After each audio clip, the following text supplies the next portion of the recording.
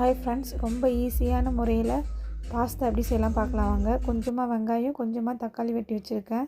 அதை எண்ணெயில் போட்டு நல்லா வதக்கி எடுத்துகிட்டு கொஞ்சமாக சால்ட்டு சேர்த்துக்கிறேன். சால்ட்டு சேர்த்தது நல்லா வதக்கி விடுறேன்.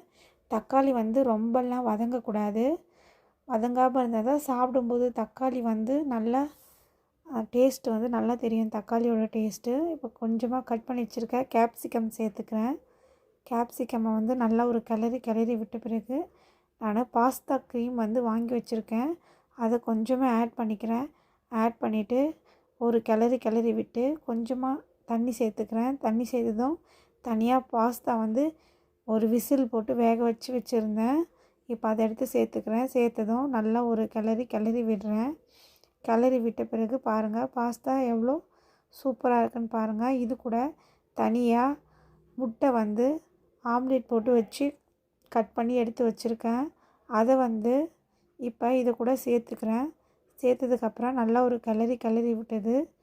லாஸ்ட்டாக கொஞ்சமாக கொத்தமல்லி இலை கட் பண்ணி வச்சுருக்கேன்.